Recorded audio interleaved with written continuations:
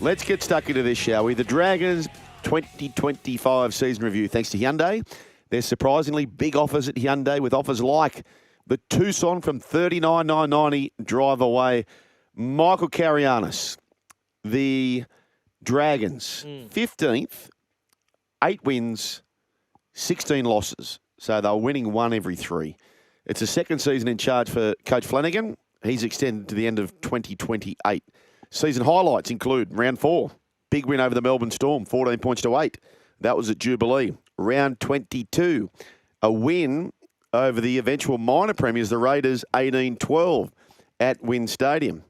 And then round 23, a win over the Derby rivals in the Shire, beating the Sharks 22 points to 14. The Lowlights, Anzac Day, wow, whacked by the Roosters 46-18. Round 14, lost to the Dolphins 56-6. We'll catch up with Terry Reader a little bit later on. Round 25, lost 40 blot to the Rabbitohs and conceding 40 points in the last 3 games against the Rabbitohs, Manly and the Panthers. What do they pick up? What do they lose? They lose Jack DeBellin. He's Eels bound. Fino Latu, he's this young enterprising player. He goes to the Bulldogs. Sione Finau goes to the Raiders. Jonah Glover, this talented young half, goes to the Rabbitohs. Tom Eisenhuth and Ben Murdoch-Masila have also retired, so that's what they lose. Players off contract, Corey Allen at the end of 2026, Clemmer for Taylor Mariner, Fafita, Viliame Fafita that is. And who do they pick up in 2026? MC, they get Daniel Atkinson from the Sharks and Josh Kerr from the Dolphins. Player rumours around being linked to Phil Sammy, being linked to Trey Fuller. But there's only one package that's full, and it is you, Michael Carianis. What do you take of all of that?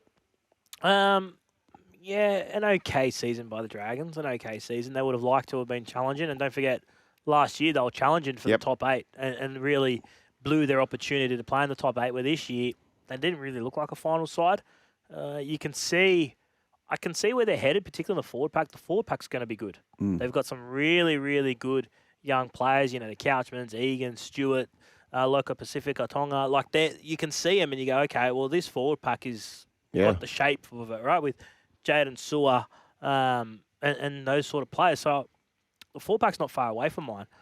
You know, the question marks remain for me, and I've been banging on about it, speed. There's no speed in that side. So I often talk about a team relay. So if you had 1 to 13, the players who started the most in their positions, and the whole NRL had a relay. Yes. Do you think the Dragons would be towards the back end? Well, without Sloan, they'd become last. Yeah. Yeah. Really? There's no speedsters in that team. And the game is just built on across speed the park. So you're not just talking about the outside backs, right? No, you're talking about the whole team. Cookie still got, and Jacob Little. I thought Jacob Little was outstanding. For him this year, right? Outstanding. Really outstanding. And I thought like that 1-2 punch was very good for him. And I feel like they've got Valentine Holmes, a rep player, and he started to show before he got injured. He's had a real slow start to the year. Before he got injured, he got to see some nice touches. But I feel like the only genuine current world-class player that they have in the 1 to 17 is Jaden Sewer. I think Jaden Sewer's a really good player. And if he got some clean ball, I feel like he could really do some damage. So I think he's an elite back rower. I don't think you can sit there. Like Val has elite tendencies. Yep. I don't think there's another elite player in their position. You can't play finals footy like that. You can't. No, I don't disagree with you. And I'm a big rap on Coach Flanagan. Big rap on Coach Flanagan. Of course, the only coach to ever won at the Sharks. Atkinson, what jersey does he wear next year? All indications he's going to wear 7. Okay. I think Shane said that a couple of weeks ago on a podcast. He's going to wear 7 with Kyle to 6. Yep. Lockie Elias will be at the Titans next year. Really? Is that done? It's not done, but I'd say that's going to happen. I think Philip Sami will be at the Dragons next year. So I think those 2 deals will eventually happen. Right. So I think you'll find an Kyle Flanagan combination. Just on transfers package, and we'll get back to the Dragons, of course. We're doing a Dragons review. So I'm hearing that South want David Fafita. Yes. But the problem is they don't really... Is Mawali done at Manly? For 27, yes. Okay. Yes. So this is what I was hearing. I think it was this on Vossi and Brandy this morning. They had a great show this morning too, Dave folks. Riccio had this story during the week. Yeah, Gotcha. so, Okay, right. So Dave Riccio had it. Yeah. But it was a great show this morning on Vossi and Brandy. You must check out the podcast. It was a terrific show. But I think they're kind of saying that Fafita is queued up to go to South. Mawali is queued up to go to Manly. Yes. But it's not really cap related. It's top 30 spots related. For South, it's top 30 spots and a little bit of cap, obviously. And for Manly, it's all cap. It's all cap. Well, they've got no money. Okay. So, therefore, don't we need to see, for simplicity, to make all this happen, don't we need to see a Manly player go to the Gold Coast? To go to the Gold Coast? Yeah. Why the Gold Coast? Because if the Gold Coast are looking to get rid of Fafita, Yes. and I see what you mean. he's queued up at South. I see what you mean. Yeah. The reason he's queued up is because he's waiting on Mawali to get to Manly. Not necessarily, but yes. Yes. Yeah. If Manly could get a player to the Gold Coast, or South could get a player to the Gold Coast, that would make it easier. Yes. But it Well, doesn't. it really needs to be Manly. Manly needs to be the one to make all this happen. Yeah, of course. Yeah, Manly needs to move a player. Lockie Croker's future's in doubt. I think Lockie Croker plays again with that concussion, with the repeated concussions. I think he'll go through the process to medically retire at some point. Josh Aloiai is obviously medically retired, but still not enough for the Sea Eagles. I missed that. Lockie Croker? No, Aloiai. Oh, yeah. Medically retired? Yes. Well, wow. Yep. Okay. Shoulder. Okay. So he was farewelled as part of the Manly players. So, but Lockie Croker's future's up in the air as well. So what do the Gold Coast need? Gold Coast fans and Scotty Sattler, or this week you've been Scotty Sackler, sacking. I'm only joking, Sats. What would they need from Manly? And obviously you're going to say Tommy Turbo. I'm not talking about him. Nothing silly. Something to the equivalent of Davey Moali going there. Yeah. Manly are really top heavy, right? Manly have got lots of elite players on big money. Kobe Hetherington going there too? Yeah, Kobe Hetherington going there. He was outstanding in the grand final. Outstanding in the grand final. So, yeah, the type of player that they'd look for, I don't know, you throw me under the bus here, Joel. No, that's okay. I'm a bus rower. Did you guys see the news yesterday of the swap for Jack Bird Nathan and Brown Nathan Brown? Jack Bird, yeah. Would Jack Bird be a decent fit there? Jack Bird looks cooked for mine. Oh, mate, I saw Jack Bird today.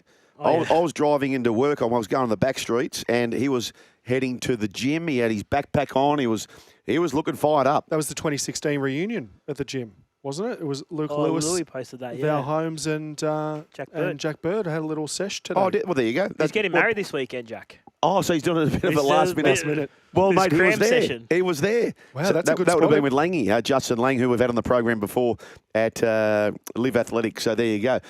So that was posted, was it, Mitch? Yeah, it was on Louis' Insta. I think it was. Okay, from that makes memory. sense. Yeah. That makes sense. That'll be with Langy and the team down there. 1300 01 1170 is the way to have your say. Dragons fans, what do you make of all of that? What do you expect? What would you sign up for now, MC? If I said you're guaranteed, you can run the gauntlet, or you could sign a contract guaranteed to finish. If I said 9th, would you take that or not? No. If I said 8th? Yes. Yes. Yeah. Yes, okay. MC, is Sulfalongo any chance of going to the Dragons with Sloan and Holmes? Now that's speed and X factor that we need. And Gutho to 6 says 731. That's who I'd be trying to get. Flongo? Yeah, I don't hate that. Gutho to somewhere. Centres, half, out of fullback. Gutho's days at fullback, Jason Roll saw the writing on the wall. He got that 100% right. Okay, that's a fair comment. I'm a big Gutho man, and I love the fact that he finishes a game, he gets on his red Grundies, and he sits there and has a bottle of red wine. Yeah, and he's all effort. And he's all effort. He is all effort. Speed, Joel. Well, mate, the other thing is, right, so an old coaching mate of mine, he'd talk about the taxi. You know, sometimes the taxi's got too much K's on it. And he has given his all, Gutho.